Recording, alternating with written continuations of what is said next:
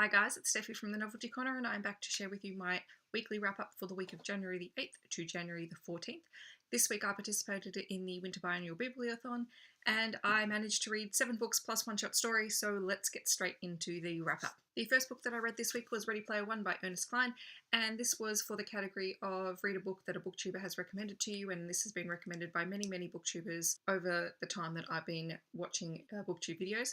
And I love this book. This is the story of Wade Watts. Wade lives in a world that is slowly destroying itself, run by big corporations, and in this world there is a massive multiplayer online game called Oasis, and everyone participates in Oasis to escape reality. The creator of Oasis has died and has left an Easter egg inside the game, and whoever finds this Easter egg by completing a series of challenges will win the fortune left behind by the creator. This was a really fun book. It is filled with 80s references, and I was born in the 80s, so while I was too young to remember them with a lot of clarity, there are a lot of things in here that I do remember being referenced when I was quite young, so there was quite a nostalgic read. It was really fun, it was quite fast-paced, it was really interesting, and it really shows how people rely on this online game to get them through their existence. So you can go to school in Oasis, you can go shopping, you can go on quests, you can be anyone you want to be, and I think that was a really cool concept to explore. I gave Ready Player One 4.5 out of 5 stars. Next I read Two Boys Kissing by David Levithan. This was for the Challenge Read a Diverse book.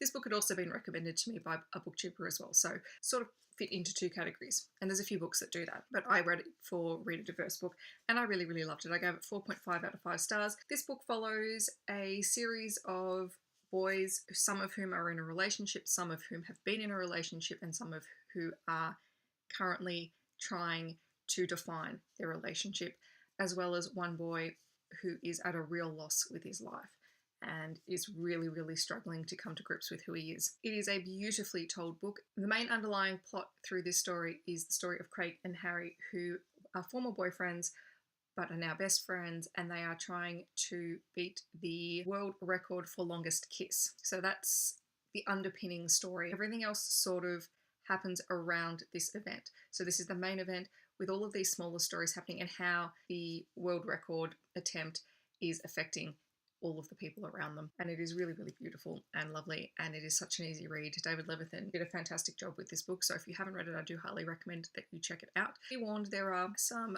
trigger warnings in here, and I'll leave them down below so you can check them out, just so I can avoid spoilers, but just be aware that they may possibly be in there for you.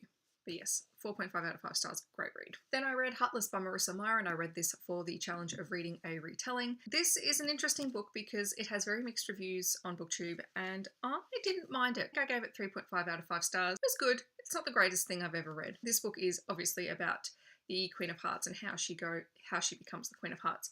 And in that sense, I spent the entire book waiting for the other shoe to drop, because at the start of this story, Kath, who later becomes the Queen of Hearts, is quite a lovely, sweet girl. She doesn't really stand up for herself, and to be fair, that irritated me quite a bit. You spent the whole time waiting for this girl who just has these wonderful dreams of becoming a baker and having her own bakery and just cooking for people. She loves to bake sweets and all that sort of stuff. And I mean, you spend the entire book wanting to eat sweets because she's just cooking them all the time and talking about them. But yeah, you know that she's going to become the Queen of Hearts, so you spend the entire book just waiting for the other shoe to drop. Sometimes that worked for me and sometimes that didn't. Sometimes I just wanted it to hurry up because it did take a while to get there. It's not a short book. So yeah, Kath wasn't my favourite character in this book. Basically, the story is about how Kath has caught the attention of the King of Wonderland and he is pursuing her hand. However, she falls in love with the court joker named Jest, and he was delightful.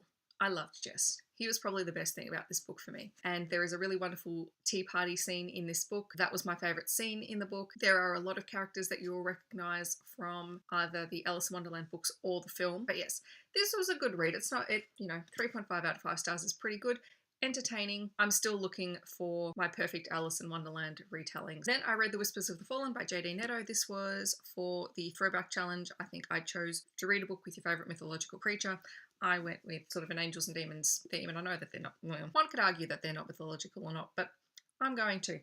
This was a really interesting story about the diary of Lucifer and how it has been found by two boys, and then they have to protect this book while going on the run from fallen stars and Nephilim, and it was an interesting read. It took me a while to sort of sort it out in my head. Once I was about halfway through the book, I was good and there was a lot of action and it kept me going, but for a while there were a lot of characters being introduced, a lot of places being introduced, and it is the first book in a series, so just be aware of that. I am going to continue with the series. I think I gave it 3.5 out of 5 stars. I'm curious to see where it goes and how JD Netto develops this mythology that he's created. Next book that I read was The Book of Whispers, so not to be confused with Whispers of the Fallen. Titles just sounding all the same here today, and it is by Kimberly Starr. This is sort of a historical paranormal YA book written by a Melbourne author. She actually teaches at a school near where I teach. It's set in, or begins in Tuscany, and follows the Great Pilgrimage to the Holy Land and all the battles and fights that ensue because of that. Our main character is Luca, and he sees demons. He comes into the possession of the Book of Whispers and then decides to follow his father onto the Great Pilgrimage, and it is his journey along the way of fighting not only with the Saracens, and I'm probably pronouncing that wrong because I'm not that good with my history, the Saracens, and also the demons. Along the way he meets Suzanne, who has been raised in a convent. After meeting Luca, she is also able to see the demons. She becomes his helper in defeating them once they reach the Holy Land. This was quite a fun book to read. I gave it 3.5 out of 5 stars. It has beautiful writing. I took a few stars off because while it was beautiful, it was slow to read and I had to wrap my head around a lot of things to understand it, but it doesn't take away from the fact that I did enjoy reading it. Suzanne was a wonderful character. I absolutely loved her.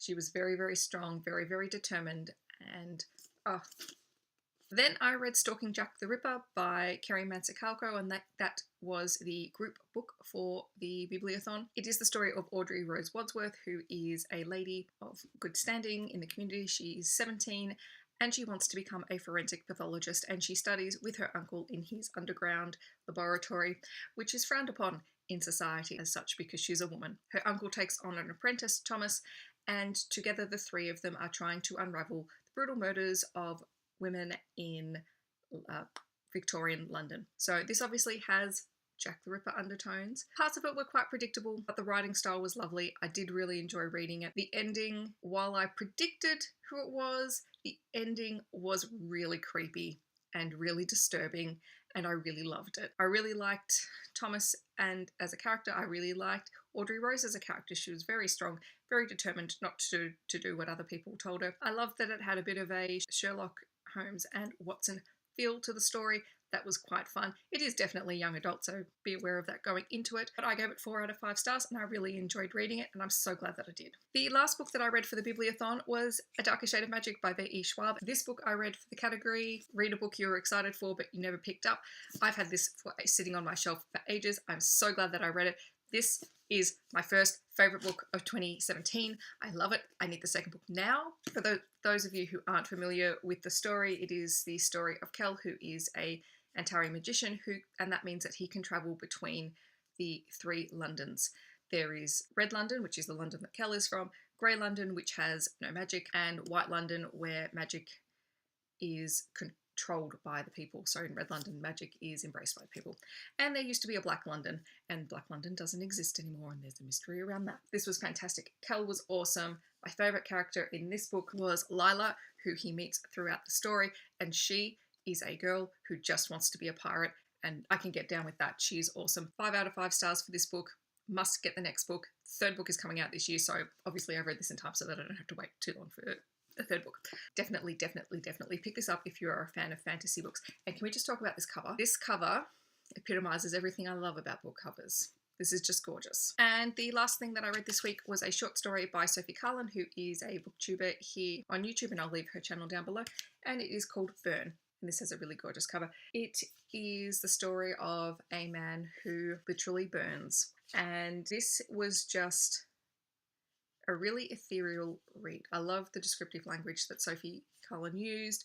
It was just gorgeous to read, very easy read, very heartbreaking, because we follow the journey of this man at the end of his life and how this ability to burn just has taken over his life. I really, really love this. Very short, it's only about 24 pages long. I gave this one 4 out of 5 stars. So that is my wrap up for this week. Loved reading all of these books. So glad that I finally read A Dark Shade of Magic. Must read the next books now. Must. I hope that wherever you are in the world, you're having a wonderful day, and I'll catch you guys in my next video. Thanks for watching.